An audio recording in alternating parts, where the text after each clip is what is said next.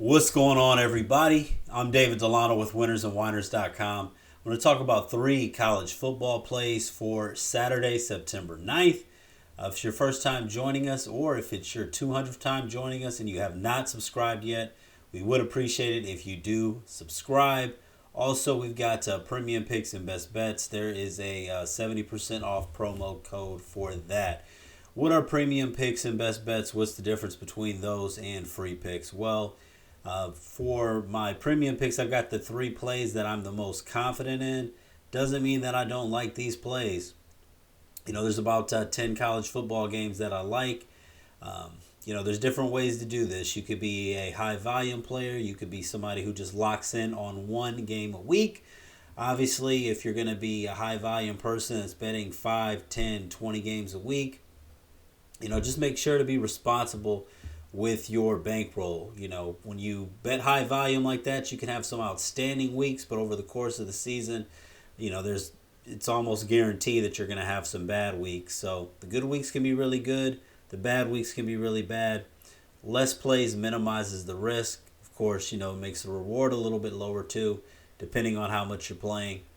But I'm going to get into these plays. I really like them. For me, I don't want to put out 7 to 10 plays a week. But I really do like these games. But if you want my best bet in college football, link is in the description for that, along with the 3-pack. We hit on 4 out of our last 5 college football plays. I believe on the free pick so far, we're 6-2. So I'm doing well there. We did have our Major League Baseball 5-game best bet winning streak snapped on Friday, with the Seattle Mariners losing, so we're going to be looking to get back on that as well. Anyway, let's go ahead and get into this because it's 3 games. For these, I would not recommend a parlay. You can always sprinkle a parlay if you want to, but a parlay would not be my recommendation. First play here that I'm going to get into is going to be North Carolina versus Appalachian State. All of these plays are going to be courtesy of Caesar Sportsbook. Right now with Caesars, check out the link in the description, Winners and Whiners /betting. Go to that page, sign up for Caesar Sportsbook. Depending on your state, you can do a $50 first-time bet and get up to $250 of bonus bets with Caesar Sportsbook. So I'm going to go ahead and back Appalachian State here, plus 19 against North Carolina. There's just too many points for me. Appalachian State, they're not often an underdog. Hardly at all. Going back to 2018, they've only been underdog 9 times. They're 7-2 against the spread over that stretch, which by percentage, now they've had a lot smaller of a sample size of being an underdog in that time frame. But winning percentage-wise, that's the best in FBS out of 133 teams. North Carolina 15-21-2 against the spread as a favorite over that same time frame. Last year, they had a instant classic matchup that North Carolina won 63-61. I'm talking about football, not basketball. And then they played back in 2019 when Appalachian State won 34-31 at home. I think the 19 points are just too many. I know that the Mountaineers were not very impressive in their first game against Gardner-Webb, but they could have been looking forward to this one. 19 points, just way too many. Give me Appalachian State plus the 19. Second play here, I'm going to go with another dog. Make sure to always shop your lines. Plus, Caesar Sportsbook has this at 10.5. I'm going to back the New Mexico State Aggies plus 10.5 against Liberty. I'm not really sold on this Liberty team. Chadwell coming over from Coastal Carolina. They got a victory over Bowling Green. My Bowling Green Falcons. That my alma mater, and Bowling Green really should have covered in that game. Now Bowling Green, not going to get too into them, but they're a team that I hate over the last few years from a betting perspective because they cover games that they shouldn't cover. They lose games that they shouldn't lose. Bowling Green really beat themselves. They should have covered that game. Bowling Green lost the turnover battle 5-1. They were 11 for 31 passing. They also lost the penalty battle, and they had a chance down 7 late in the fourth quarter with a chance to tie that game.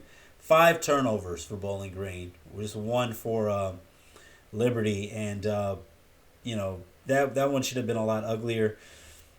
New Mexico State, it's easy to write them off because you just hear New Mexico State and you're like, what have they done? They beat Bowling Green pretty convincingly last year in the bowl game.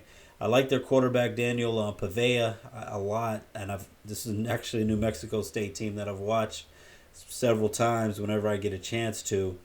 They're coming off of a huge win against a FCS opponent, and it's easy to write them off because they lost 41-30 against UMass in the first game. But coming off of a 58-21 win here, I like them. I like them to cover this 10.5. I think Liberty is a little overrated in this spot, and I like New Mexico State to cover the 10.5. Now the last one here that I'm going to go with, the marquee matchup here, big game between the Texas Longhorns and the Alabama Crimson Tide. I'm going to go ahead and back Alabama minus the 7. I really am. I know Texas, played very well against Alabama as a huge underdog last year. I think a lot of people want to see Alabama go down, but I'm going to have to go ahead and back Nick Saban here. When he's faced his former assistant coaches and has been favored by 18 points or less, he is 14-0 straight up and 10-4 against the spread, including 4-0 against the spread in those games when at home. I'm going to go ahead and back Alabama here. I'd love to know what you guys like. Like I said, with college football, there's a lot of games that we could like. There's we've only had technically 2 weeks, even though one of the weeks was considered week 0. What do we react to off of the field? Is it overreaction? I mean, this also is not the NFL. You could overthink things in a lot of different ways. Sometimes people could think that there's going to be regression based off of what we saw in week 1. You don't know how these guys are going to bounce back. We're dealing with a new era of college football, with the transfer portal. And there's just a lot of things. I mean, handicapping college football is not the same as it always was. There's a lot of different factors. You look at what you see on the field. You look at statistics. You look at where the money is. You go off a field. But, hey, it is what it is. I do like these plays. Once again, the recap on there. Apologize, no graphics on the bottom. But I've got Appalachian State plus 19. I've got New Mexico State plus 10.5. And I've got Alabama minus 7.